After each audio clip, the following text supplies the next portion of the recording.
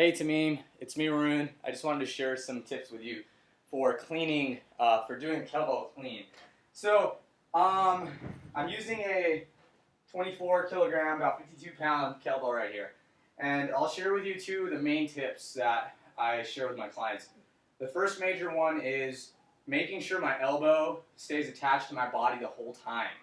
So a lot of times when we learn the clean after the swing, with the swing we're taught to extend the hips, squeeze the glutes, lock out our arm, chest out, back straight. So when I do a clean, it's all about the only real difference is the arch. With the swing, the arch is out here. With a clean, it's more of a straight line. It's more of a vertical line, straight up. And so watch my elbow. It doesn't come out, it doesn't disconnect from my body, okay? I'm still contracting my glutes, extending the hips, except now I'm using my arm to reel the weight in to the rack. And there is elbow flexion involved, so you are curling it to some degree, but I don't want you to think of it as a curl as much as it is a pull. So the big thing right there was making sure it's attached as opposed to having it out and then trying to bring it in.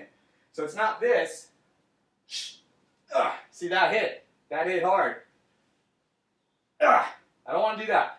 I want to keep my elbow in. Better.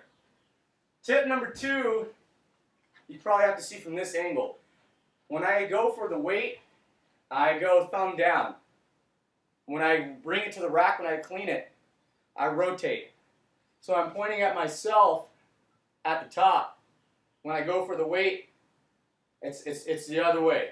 So I go from here to here.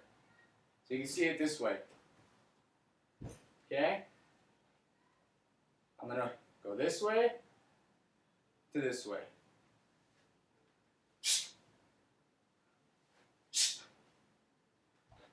Notice from the side.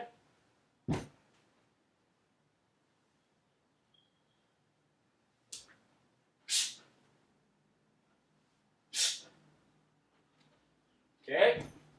And the last tip is just how much force production is necessary to get that weight to the rack. I just want to use as much force as necessary. If I use the same force on a 24 kilogram as I would on a 16 kilogram, the 16 kilogram is going to have a lot more recoil. So you saw how much hip extension I put into getting that 24 kilogram up to the rack. If I do that to a 16 kilogram right here, this is what's going to happen. Whoa. You might not have seen that, but here.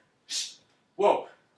It flew because it's a lighter object. So what you're going to have to do is you have to think of your thrust as not an on-off switch, but as a dial.